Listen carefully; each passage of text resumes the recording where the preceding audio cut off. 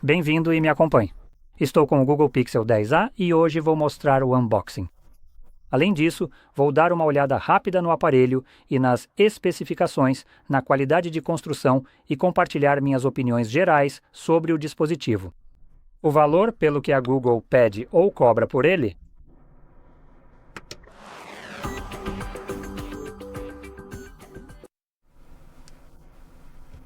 Certo, então em relação à embalagem, temos a embalagem típica da Google, com, preciso dizer, um design bem legal com essa pequena aba para puxar aqui atrás. Na verdade, é só puxar, pronto. Então é só arrancar isso e agora deslizar para fora, assim. É um design bem bonito. É um pouco grudento. Enfim, vamos abrir e aqui já temos o nosso telefone logo de cara.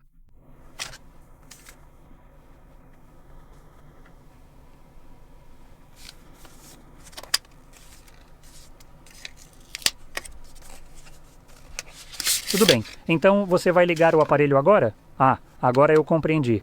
Eu realmente preciso soltar o botão para que ele comece a ligar corretamente. Entendi perfeitamente o processo.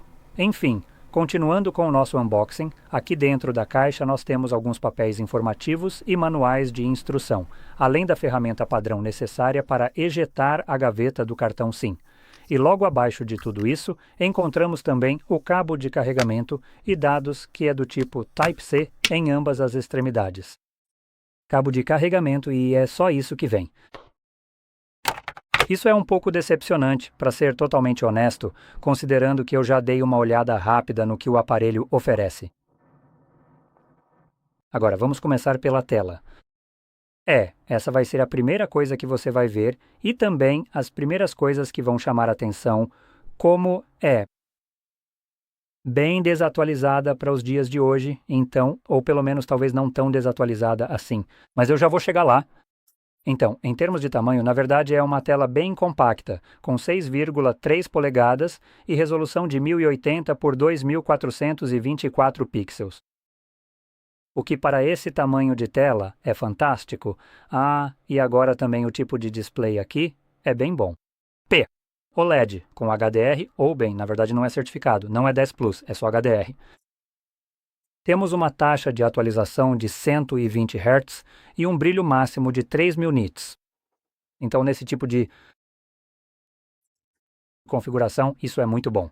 Agora, onde ele meio que deixa a desejar é na proporção tela-corpo. Estamos falando de apenas 84,3% de proporção tela-corpo. Também são 422 pixels por polegada de densidade de pixels. E o Corner Girl Glass 7i, que está cobrindo a parte frontal sem nenhum protetor de tela pré-aplicado. Então, estou passando rapidamente pela configuração aqui. Rapidamente talvez seja um exagero. Assim podemos realmente ter uma visão melhor das bordas, já que agora elas não estão tão visíveis.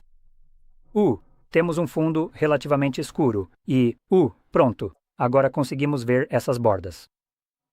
Este é um aparelho de 500. Com licença, o que são? O que são essas? Essas bordas aqui são realmente enormes.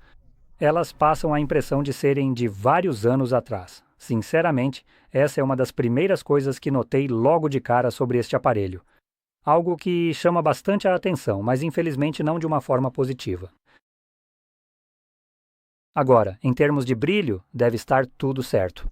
Tecnicamente, este não é o brilho máximo. Deixe-me pegar meu telefone e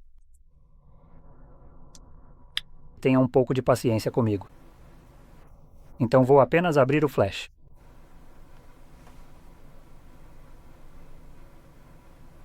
Vamos aumentar.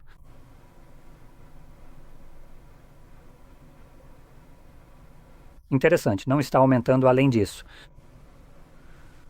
Ou talvez já tenha feito isso? Fez, vamos ver. Sinceramente, não vejo muita diferença, se é que existe alguma. Então, normalmente, o que você deveria perceber é que quando há uma luz mais forte, como a lanterna que acabei de ligar sobre a câmera, bem aqui, o brilho da tela deveria aumentar um pouco mais. Agora, aqui diz que o pico é de 3000 nits de brilho, certo? Então, é isso? O que eu tenho agora não é isso, o que significa que este aparelho deveria ter aumentado um pouco mais do que está oferecendo agora. Bom, de qualquer forma, vou diminuir aqui só para não estourar a minha câmera. Enfim, vamos passar para a parte de trás. Na parte de trás temos nosso conjunto de câmeras duplas, ou pelo menos parece um conjunto de câmeras duplas. Sim, é isso mesmo. É uma lente de 48 megapixels, abertura 1,7, 25mm grande angular, que eu presumo ser esta aqui. E ao lado dela temos uma ultra grande angular de 13 megapixels, abertura 2.2, com até 120 graus. Agora, com essas câmeras, você pode gravar em 4K a 60 fps, o que é surpreendente, e em 1080p até 240 quadros por segundo, mas isso será em câmera lenta. E na frente temos uma câmera de selfie em formato de furo na tela, que é quase imperceptível. Deixe-me só abrir algo como as configurações. Ok, vamos também ativar o modo claro primeiro. Pronto, aqui está. Agora, você pode ver claramente, então aqui temos uma câmera de 13 megapixels que permite gravar em 4K a 30 fps e em 1080p a 30 fps. Também é uma ultra grande angular, então essas são as câmeras. Agora, se olharmos para a qualidade de construção do aparelho, temos uma moldura de alumínio, o que é bem legal. Temos uma traseira de plástico, pois é, isso é plástico, e você meio que consegue perceber. Talvez isso não seja visível, mas eu definitivamente consigo ver um pouco de deformação ali. Quando eu pressiono até encostar, presumo que a bateria esteja bem aqui e dá para sentir quando você atinge a bateria de fato. Então traseira de plástico e frente de vidro. Ok, então é basicamente isso que temos do lado de fora do aparelho. Agora, olhando por dentro, surpreendentemente temos uma bateria de 5.100 mAh, o que, para mim, é meio surpreendente. Eles estão usando silício carbono? De jeito nenhum. Não estão, então essa é uma bateria relativamente grande. Mas quero destacar que esse telefone na verdade não é fino. Então aqui está um S25. Lado a lado. Você pode ver que, em termos de espessura, esses são praticamente dois mundos completamente diferentes. Agora, vamos colocar assim também. Como você pode ver, estes são definitivamente, ou este aqui é definitivamente mais grosso. Então, eu presumo que é por isso que esse telefone consegue colocar uma bateria relativamente grande aqui dentro. Sendo 5100, ainda sendo polímero de lítio em vez do silício carbono que você esperaria. Honestamente, esse tamanho, para ser sincero, dado isso, quero dizer, acho que para esse tamanho você poderia colocar uma bateria um pouco maior. Deixe-me verificar rapidamente. Quero dizer, você definitivamente deveria conseguir colocar pelo menos 5.500 aqui, pelo tamanho desse telefone. Mas olha, ainda é uma bateria respeitável. Só para comparar, esse aqui sendo um pouquinho mais fino, está trazendo apenas 4.000 mAh. Então é uma diferença considerável agora. O que eu trouxe aqui é o S25 da Samsung, o menorzinho. E bom, esse aí tem uma bateria bem ruim, obviamente, mas também acredito que ele seja um pouco menor em tamanho. Deixe-me verificar rapidamente. Então, S25... isso mesmo? São 6,2 em vez de 6,3 polegadas. Então, uma diferença de 0,1 polegada. Normalmente, isso não vai fazer tanta diferença ou não será perceptível. Bom, pelo menos espero. Então agora é uma bateria bem decente. Em relação à velocidade de carregamento, ela é um pouco mais modesta. São apenas 30 watts e temos 10 watts de carregamento sem fio, o que também é bem ruim. E dito isso, até a Samsung consegue carregar a 15 watts sem fio. Uau, bom, para ser justo. A Samsung carrega 5 watts mais devagar com o cabo ou 5 watts mais rápido sem fio, então são 5 aqui e 5 ali. Sinceramente, isso na verdade não faz uma diferença tão grande assim. Mas eu acho que é melhor eu apontar esse detalhe. Essas são velocidades muito ruins para carregamento em geral. Então, Há algo que realmente justifique o preço? Definitivamente não é a quantidade de RAM que você tem, já que são apenas 8 GB. Então esse é um ponto. Definitivamente não é o processador, já que é um Google Tensor G4, que no máximo é um processador intermediário. Na minha avaliação, é assim que eu classificaria esse processador. Então, em termos de armazenamento, estamos falando de 128 GB de armazenamento ou 256 sem possibilidade de expansão. Então, de novo, isso é meio ruim. Talvez o armazenamento seja bom. Não, você também vai se enganar aqui, porque é apenas UFS 3.1 em vez de 4.1. Ok, ótimo. Estamos indo maravilhosamente bem nisso. Agora, uma coisa que se destaca, eu acho, é o Android aqui, sendo o Android 16, com até 7 grandes atualizações do Android. Isso é muito bom, mas só para deixar claro, o S25 Ultra também oferece isso. Então, não é como se fosse exclusivo da Samsung ou não. Não é como se só o Google fizesse isso, então eles não são únicos. Outras marcas também oferecem cerca de 7 anos de grandes atualizações do Android.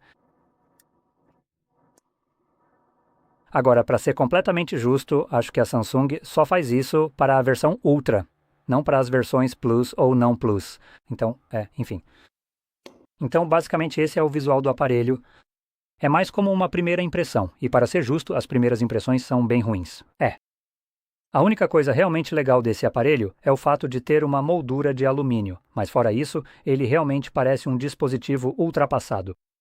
Parece um celular que foi lançado há 5 anos e que era um topo de linha naquela época, mas agora não é mais. É essa a sensação que ele me passa.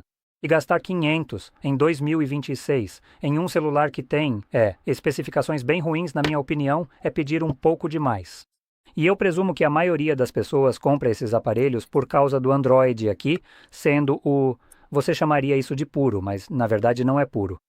Então isso ainda é meio que o toque do Google no Android, de qualquer forma. Então eles fazem isso para todo pixel. Então todo pixel vai ter a mesma aparência em termos de sistema operacional. E eles realmente têm seus próprios adicionais, tipo, você sabe, uns toques especiais aqui no sistema operacional que eles mesmos ajustaram, adicionando alguns recursos que nenhum outro aparelho realmente tem. Pelo menos não de forma tão completa e bacana como esses aqui têm.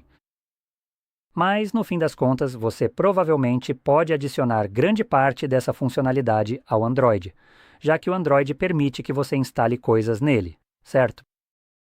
Então você poderia potencialmente, por exemplo, sei lá, conseguir algo como o What's Playing, aquele tipo de coisa que você tem no Google, que fica nas configurações, certo? Acho que é o Now Playing.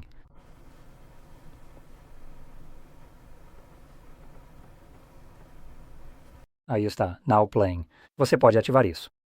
Isso faz diferença? Não, na verdade não, porque você também pode segurar o botão de energia e abrir o Gemini. Bem, se você estiver conectado, é só abrir isso no meu. Você pode abrir o Gemini, ouvir música por ele e depois pedir para ele identificar a música.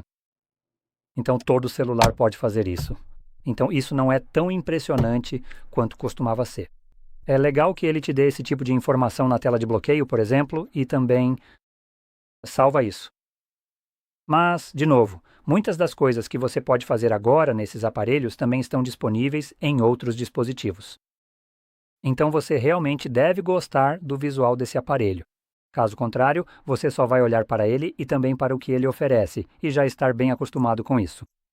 Para você realmente considerar esse aparelho, esse seria um dos pontos de vista lógicos que eu analisaria, para talvez justificar a compra desse aparelho em vez de pagar por ele. Outra razão seria se você estiver planejando simplesmente remover o Google dele. E instalar o Graphene OS, que novamente, o Graphene OS é basicamente o único tipo de sistema que você pode, ou o Pixel é o único celular em que você pode instalar o Graphene OS. O Graphene OS é uma das melhores ROMs voltadas para a privacidade para o seu celular. E se você não sabe o que é uma ROM, basicamente é um sistema operacional Android que não é feito pelo Google, nem pela Samsung, nem por mais ninguém. Em vez de ter aquela aparência do Pixel ou do One UI, ou seja lá qual for, basicamente vai ser o Graphene. E ele é feito pela equipe que o desenvolve. eles também fazem a manutenção dele. E ele remove qualquer tipo de porcaria do Google, qualquer tipo de spyware que o Google tenha, e tenta eliminar ao máximo todo o inchaço do sistema, para tornar o dispositivo o mais seguro e privado possível. E quando você está pagando $500, eu acredito que você tem todo o maldito direito de ter um pouco de privacidade. Agora você pagou por esse dispositivo, ele não deveria estar espionando você para monetizar a sua existência, especialmente quando você não vê um centavo disso. Então, em geral, por eu ser meio negativo em relação ao Google por causa disso, eu realmente desprezo isso. A única razão pela qual eu, pessoalmente, olharia para um telefone como esse seria simplesmente para instalar o Graphene OS e me livrar do sistema Pixel cheio de porcarias. Ou o Google, basicamente o Android. Obrigado. Então essa seria a minha única atitude, como um verdadeiro dedo do meio para o Google por tentar me espionar. Basicamente, é a única coisa que eu quero fazer. E se eu não me importo em basicamente instalar qualquer outro tipo de ROM personalizada como o Graphene, quer saber, eu preferiria gastar em um telefone que ofereça um pouco mais do que este dispositivo oferece. Então, provavelmente, uma das coisas mais legais aqui será a câmera, embora não seja a melhor no papel. Vamos ver enquanto usamos o aplicativo. Vamos dar uma olhada rápida.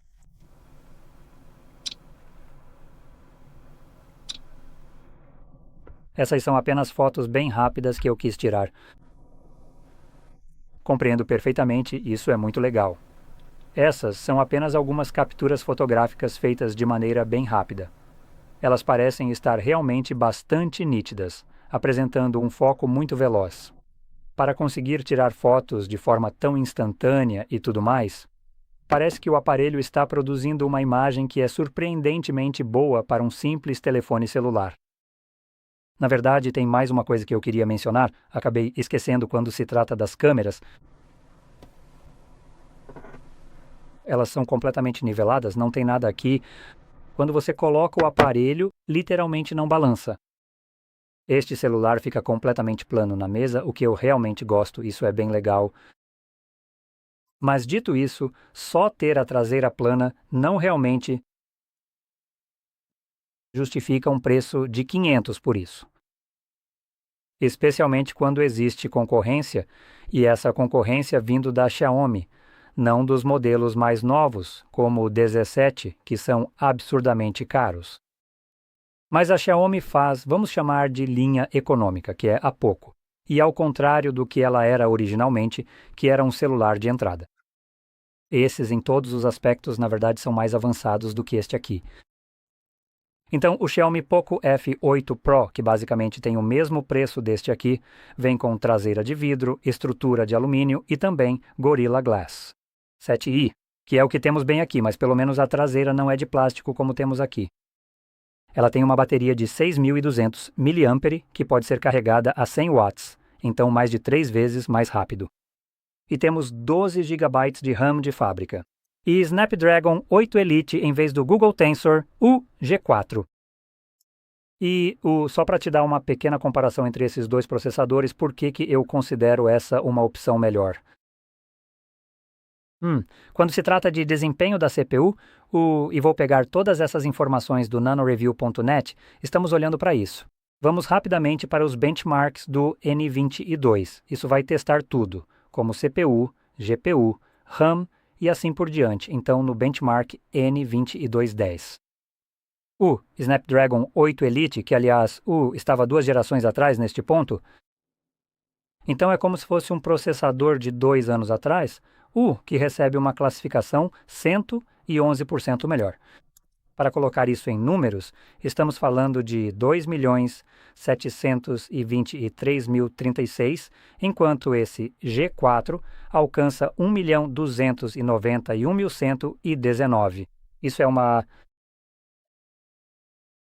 diferença insultante aqui. E isso continua também no Geekbench 6. Que testa o desempenho de múltiplos e de um único núcleo, e estamos obtendo um núcleo único. O Snapdragon é simplesmente 57% mais rápido, com uma pontuação de 3.155 contra 2.005 deste aqui, e no multicore é apenas 101% mais rápido, sendo 9.723 contra 4.835. Ok? E o maior tipo de insulto. Se você gosta de jogar o que, olha, é um celular, né? Ele deveria ser capaz de fazer qualquer coisa que você quiser nessa faixa de preço, certo? Bem, pense duas vezes, porque esse trambolho basicamente te entrega um U. Nos testes de GPU do Geekbench 6, vamos começar pelo Snapdragon. Ele alcança 24.141, enquanto este aqui faz 6.549. É simplesmente 269% mais rápido, ou seja, o Snapdragon é mais rápido. Uau! Isso é um desempenho impressionante, mas não de um jeito bom, então, obviamente, por esse tipo de desempenho, você está pagando muito caro por esse aparelho, tipo, absurdamente caro. E de novo, o Xiaomi te oferece duas câmeras de 50 megapixels, uma wide e uma telefoto, além de uma ultra-wide de 8 megapixels. Faz 8K a 30, 4K a 60 também, além de conseguir fazer 1080p a 60 com a câmera frontal, diferente deste aqui, certo? Este aqui não tem 10. Deixa eu só conferir rapidinho. Ah, não, conseguimos. Desculpa. Ah, este aqui também conseguiu fazer... Ah, espera, não, desculpa. Não conseguiu. Eu que não vi direito. Então era o 4K a 30 e 1080p a 30, então nem conseguia fazer 60. Ok, então no geral, como eu disse, por praticamente o mesmo preço você está levando um celular que oferece muito mais. E dito isso, eu não sou patrocinado pela Xiaomi, nem pelo Google, nem por ninguém, obviamente recomendando a marca de outra pessoa quando teoricamente eu estaria fazendo uma análise. Isso provavelmente não seria muito bom para o Google se eu fizesse isso. Obviamente, não sou patrocinado por eles de forma alguma, nem pela Xiaomi. Eu só acredito que esse dispositivo específico, o Poco F8, tanto o F8 Pro quanto o Ultra, são realmente um excelente custo-benefício. Esses são, tipo, alguns dos melhores celulares que você pode comprar por esse preço. E o que eles realmente oferecem, e quando eu quero comparar com este aqui, considerando que estão mais ou menos pelo mesmo preço. Eu só queria mostrar para vocês uma comparação do que você recebe, do que pode conseguir de outras marcas por praticamente o mesmo preço. E obviamente você recebe muito mais, tipo, muito mais mesmo. Então,